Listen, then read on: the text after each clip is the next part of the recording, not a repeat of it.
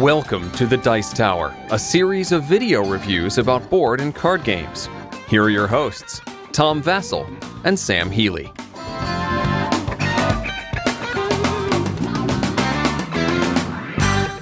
Milestones is a brand new game that was released by Egger Spiel and is now being brought to the States by Stronghold Games. I have to say I didn't know anything about it, and the cover has a medieval period, and people are building things in this period, which is a completely unique experience. You don't say! But this game did have something interesting. Each person has their own personal rondel rather than a shared rondel, like many of Matt Gerp's games. Matt Gerp, the guy who makes rondels. So anyhow, let's get to the game, and then we'll tell you if we like it or not. There's a couple things to look at here. Everybody has their own player board that you can see down here, and there will be another bigger board here. This part over here is just to keep track of victory points. Players will take a token and put it here, and that keeps track of how many points you get. But let's take a look at the player board, because that's really where a bulk of the action of the game is going to start. Now, at the beginning of the game, you're going to get to draft 2 of these tiles. Each tile has 2 workers on it. And then you have your little dude who's going to be traveling around, and he'll start in the castle. And on your turn, you get to move him twice. And each time you move him, you can move him basically as many spaces as you want around in a circle. But if you get to the castle, you have to stop. So I could go all the way up to here for my first move and then stop here. But he'll go through these buildings and then along these spaces up here. So let's explain what he does when he goes on the spaces.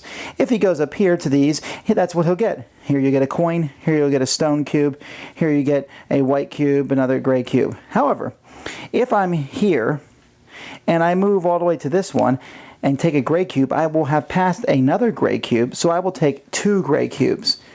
So if you can get a bunch of a certain color in a row, you will be able to control how how well everything works. Then, so that's what those are for. When you get down here, each building is going to give you special abilities that you can do. And you can do as many as you want, and as many times, and in whatever order you want. Here you can trade 2 cubes in for a coin, or 2 coins for a cube. At the very beginning, though, we're going to look at all your workers. And if they are in numerical order, then you will get a coin. So I have 1, 2, 2, 2. That's numerical order. That would be fine. If I had a 4, 7 tile in between them, I would not get that coin. So that's what this one does. I can also pay 2 coins, and there will be 5 of these tiles, and I can place one of these tiles anywhere I want. So maybe I'd like to place one here. And then later on, maybe I would like to place one here on top of these. I can even place it half covering a tile if I want to. There's a lot of these smaller tiles that I can just use so that everything stays nice and even. After that, I can go here and I can build roads, markets, and houses, and I'll show how you do that in a moment. I can go here and I can pay 2 grain cubes to feed a town, which will give me a gold and other benefits. And then I go to the castle, and you have to stop here. So even if you're speeding around, you have to stop at this castle. When you get to the castle, you can only have 3 goods maximum, including coins. And then you must cover up one of your workers. Someone's got to get fired, and then you continue on. So you get to move your guy twice on your turn, and you keep going. Now, this board is where you will be building things. At the beginning of the game, there is a market here. And players can build roads, houses, and other markets. Roads, you will get 2 road pieces, and you will place them connected to each other like that. You can't form loops. They have to start from a market, and they have to touch another road piece, so the next person could put 2 roads here. After this, someone could put a road here and here, as long as you're following along, and you can basically spread across the board. But after you build the 2 road pieces, you'll then place a milestone marker in between those 2 pieces. Now that milestone marker is going to get you points equal to the number on it. So this would give me 2 points. And as you can see, some of the markers get more and more valuable. The highest ones are down here at 5, but there are 4s and 3s and 2s scattered throughout the board. Another thing you can build is you can build a house. And a house is always built in a triangle. So let's say someone had built 2 roads there and taken 2 points. When I put a house in a triangle, I'm going to take points equal to the spaces that are next to that triangle that have not yet been covered. So this would be a great house to build. It'd be worth 7. A house must be next to at least 1 road, and it's going to give you points equal to the spaces that are available. So that's very useful. A market can be built basically on a road, and that's where the road can branch off, and a market will simply give you points equal to the milestone marker that it's on. Market's very handy because you can place them pretty much exactly where you want. When you feed a market, you're going to place one of these tokens to show that market's been fed, and then you can take the sum of any 2 milestone markers that are adjacent to that market that are not covered yet. So in the case of this market, I can take this 3 and that 3 because they're both adjacent to the market, and I would get 6 points for feeding the market. Whenever you build and score for something that's next to one of these bonus tiles, you will take the bonus tile. So let's say, for example, I got this bonus tile here, which is a stone. I would go back to my personal board over here, and I would place it on my stone worker. Anytime I would get a stone resource from using that worker, I would also get a victory point.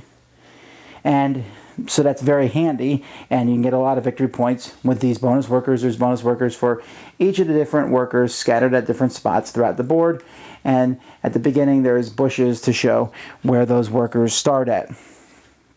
Now, the game is going to continue until players reach a certain amount of points, which are marked on the boards. For example, you can see a 4-player game ends at 51 points. At that point, the game ends, and then players are going to score majorities for having the most of any type of worker, and they're going to get 5 points for that. And if you have a bonus worker, he'll count for 2 of that worker, so they can be pretty handy there. After that, whoever has the most points is the winner. Now, this is going to be a big spider web of roads and markets and houses at the end of the game, but it's going to take a while to get there as players are slowly building across from this corner. Mac Gertz. Okay. Gertz. Anyhow, Milestones is a game that when I went over it and we looked at it, to me it didn't really look like anything special. It's yet another game where you're putting out stuff and getting numbers. But playing it, I thought was a very enjoyable experience because you are doing your own thing, which is nice because I can move at my own speed around the rondel. Sometimes it can be very frustrating playing another rondel game because you want to go to a certain spot and someone moves past it. And then you have to wait till it comes around again. Yep. Here you can move at your own pace, and some players will move around really fast. Other players can move around slow. But at the same time, that's not interaction. But when you build stuff on the board, that's definite interaction. Because I promise you, the place that you were going to build for the perfect combination, some jerk will steal it. Well, maybe by accident. But I do like how the 4 different things to build, 3 different things and then feeding a town, are very different, and they all kind of work together. They're all leeching off the same points on the board. Mm-hmm. And I think every game, the network of roads and markets is going to branch off differently depending on what people have. Well, it could branch off differently. I think, looking at the board, I don't think they, the higher number points milestones are in the corners. So you're still going to be branching out for those corners. There aren't a whole lot of them in the middle of the board. So I guess it could happen that way where they branch out differently each time. But you're still going to be headed for those corners where those big mile markers are. I enjoy the personal rondel system, kind of taking my own time, taking my own ability, your own strategy, if you want to say it that way.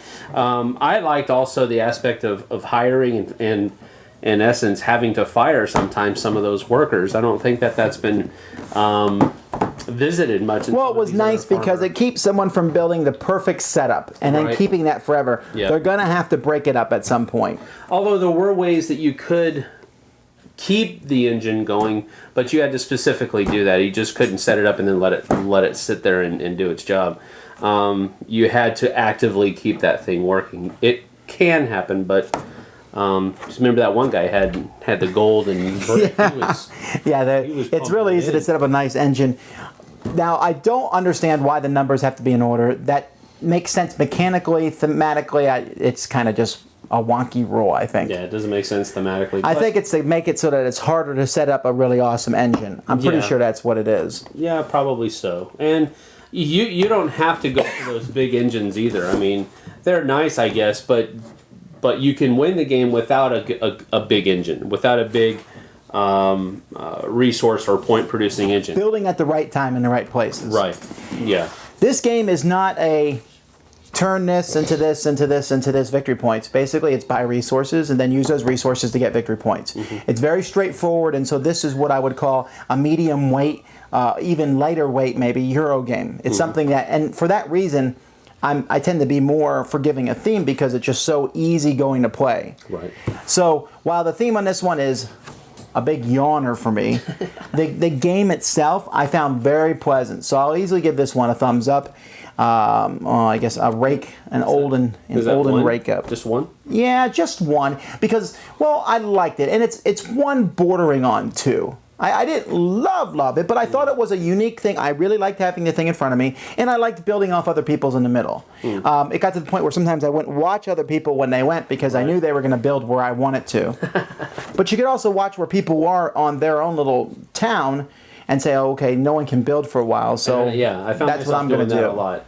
You watch other people's rondels a lot and see what they're going to be able to do and not be able to do, and that helps you plan on your turn. You're not going to be writing books of strategy on this game, but it is enjoyable, and I think games will play out differently depending on the different tiles that come up and how the town progresses. And the artwork and components are all fair. Well, what do you give it? It's not bad. Well, I'm going to give it a 1 torch and 1 pitchfork up, and we'll call that 1.5 thumbs. Oh, the Frankenstein expansion. Yes, that would be cool. But I'll give it a torch and a pitchfork up. That's 1.5 thumbs for you guys that are keeping score. So, because no one understands our thumb system anymore. A torch is small, a pitchfork is large, so that's 1.5. All right. Well, that's Milestones, just coming out right now. So, from Stronghold Games. Thanks so much for watching the Dice Tower videos. Find more great videos and reviews, as well as our top-rated audio podcast at Dicetower.com. You can also find the latest board game news at Dicetowernews.com. I'm Eric Summerer, and you've been watching The Dice Tower. The Dice Tower is sponsored by Fun Again Games, the world's best game source. Fun Again Games has over 5,000 games available. Check them out at funagain.com.